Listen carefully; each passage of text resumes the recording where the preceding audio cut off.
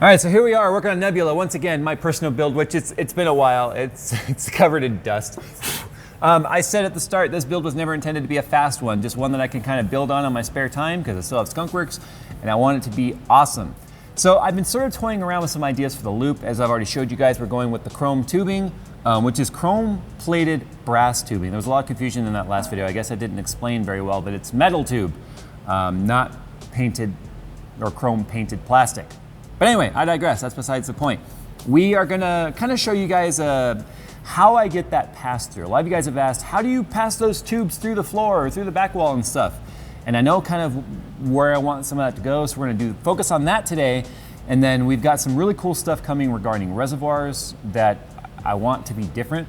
So that's one of the reasons why this one's taken so long. And to be honest, it's been backburnered. Like we did the custom ITX build and all that. And we're gonna be doing another one. You guys wanna see more mods? We're doing another case mod coming up. So we're gonna work on this one slowly in between projects because this is mine, I can wait. I can wait a little bit. I'm not that impatient. Today's video is sponsored by EVGA, and right now if you buy an EVGA 2080 Ti Kingpin graphics card, you can get a free 1300 G2 or 1200 P2 power supply absolutely free. That's up to $319 in savings. And if cash is a little tight, then take advantage of EVGA's 0% financing for 12 months. To get this incredible offer, click the link in the description below and use offer code JayzTwoCents at checkout. Offer valid through September 30th and only while supplies last. So what we're gonna do today is, I know that I want both of the tubes from the CPU to kind of come up and 90 back through this wall right there. I don't know how I'm gonna do this part yet. I need the reservoir first. Trust me, the thing we've got hopefully coming for this is absolutely bonkers. So I've done this in skunkworks, I did this in Red Mist, and it's been a long time since I've done those builds, and I showed how to do it then, but a lot of people, when they see pictures of my various skunkworks and stuff, they don't go back and look at those logs. So we're just gonna kind of show you how that works. So first thing we're gonna need here, obviously, are some fittings and such. The nice thing about Micro Center now is they carry Bits Power and EK and all those products now and those brands in store. So we ran down to Micro Center and we picked up these fittings. If you guys want links to these, they'll be down in the description below. But what we use here, it's called fill port, which is kind of funny. Not PHIL, not fill port, not like a port full of fills. These also could be called bulkhead fittings, and it really depends on the brand on what they're gonna be called, to be honest. So this is what it is right here. It's just a fitting that, as you can see, it's G-quarter thread all the way through. And it's also threaded on the outside so that this collar can lock down on there. And so what you end up with here ultimately is just something that you drill a hole that's got to match this size, and I'll show you how we achieve that. And then you put this through the hole, that goes through the other side. There's an O-ring here to keep it from spinning, because then what'll happen is if you go to tighten down the fittings onto this fitting will just spin and you'll never get a tight seal. So the O-ring kind of gives it some compression there to allow it to sort of have some friction. And then you just clamp it, which is what we're gonna be doing here. So we do like one there and one there. So what we've gotta do is we've gotta actually measure, because the collar on this is not very big. And I think the reason why they do that is there's sort of a standard size that a lot of case manufacturers have sort of adopted. We showed you on the Lux 2 case how there's a fill port on the top and a fill port on the bottom, or a drain port, and these just fit right in that hole because that's a pretty standard size now that case manufacturers have sort of just agreed on. That's the diameter that it should be. And so let's go ahead right now and show you how I'm gonna get that size, or at least get the hole right, because that's a pretty big drill bit, right? I mean, that ain't gonna chuck up in your standard 1/2-inch drill, that's for sure. So what I use are actually these right here. These are just step bits. I got two different kinds here, just different increments in terms of size. So if we want to know how wide this actually is, to know which bit or which step to stop at, because you can put tape on it to kind of mark it so you know, you can just use a caliper set. In fact, I've got one right here. All right, so these are, and because you're dealing with threads, you don't measure it this way, you measure this way. All right, so it's about 20 millimeters. If I wanted to know what that is in inches, so 0.781 inches. So just over 3/4 of an inch. So what you're gonna do is, you can see you've got different measurements on these. They are marked on the inside of this one.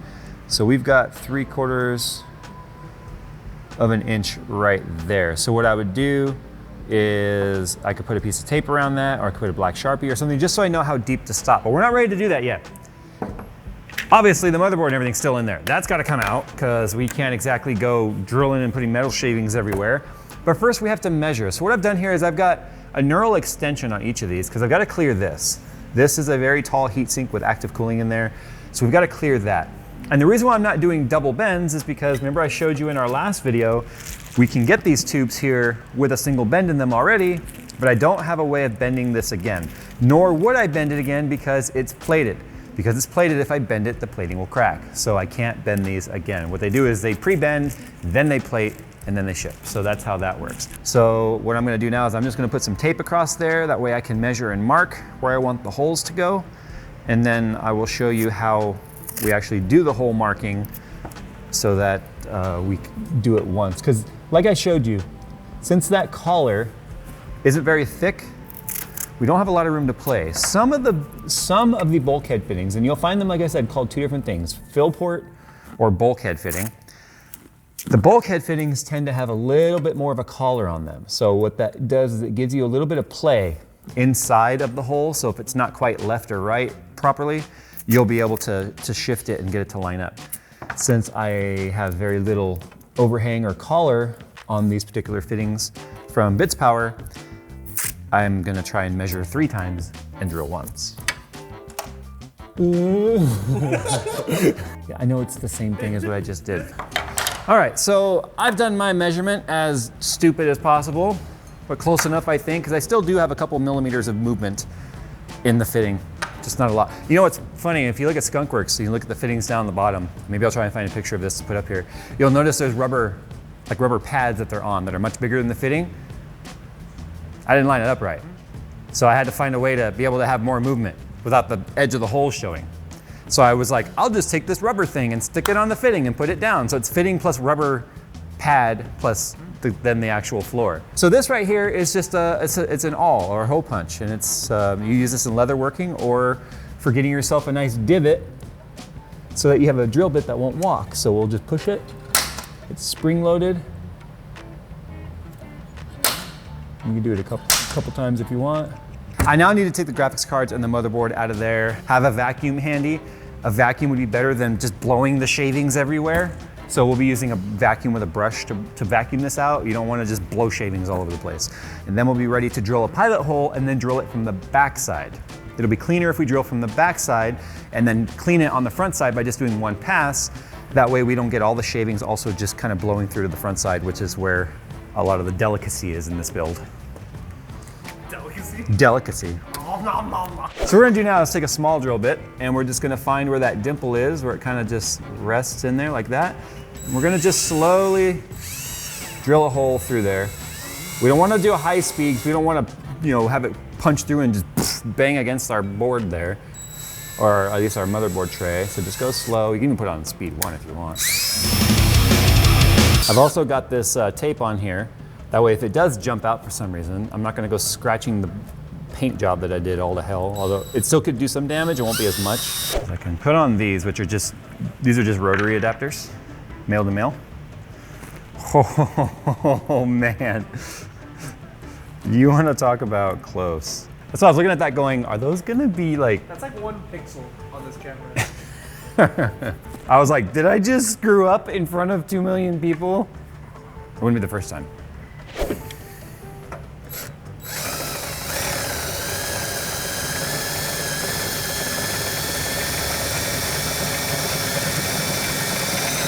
The problem here is the thickness of this metal makes it so that before you can get the cut all the way down to the 3/4, you start cutting on the next step.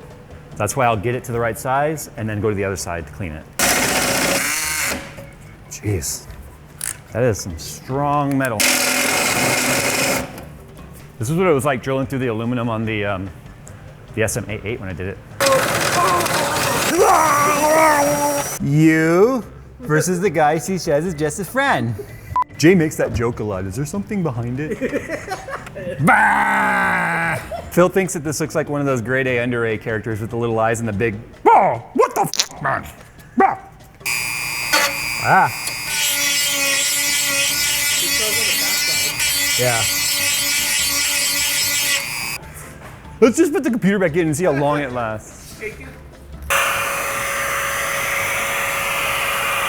All right, so before we can get to our tube, obviously we need to go ahead and put in our fittings here. We're gonna leave on there semi-loose.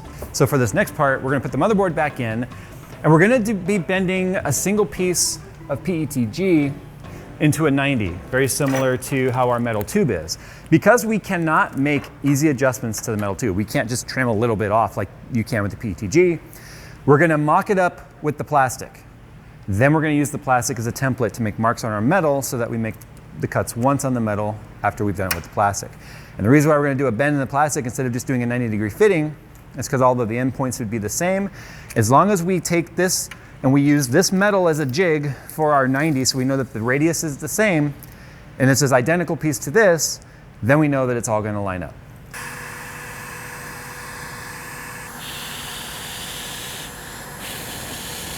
So I've made the two marks based on what I could visually see from here. Fortunately, this case is open in the back if you take the fans, like the fan cover back panel thing off.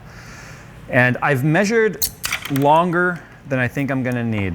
Because like I said, whoa, that was cool. Like I said, I can trim this down pretty easily using my, my bit over here. Primo Chill actually sells this. They just call it a deburr bit. So you can get it on Primo Chill's website. It's this particular one specifically for 13 millimeter.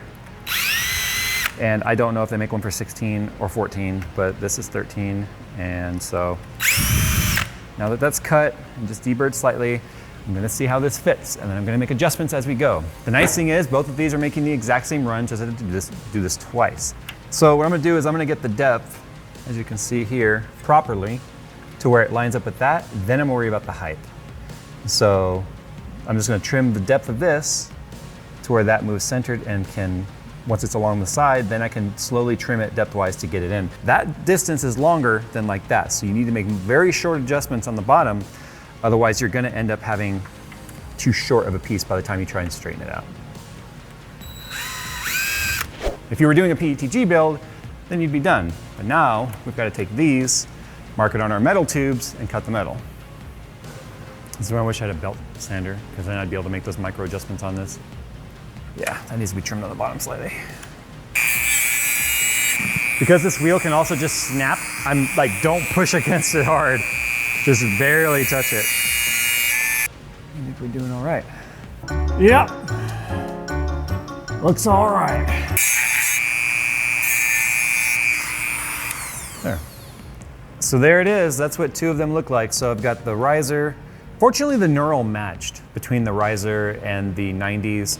For a little recap too, these are AlphaCool tubes. These are AlphaCool fittings for the actual tubes or the compressions. And then this is Corsair Hydro X for the 90s, and then Bits Power for the extensions.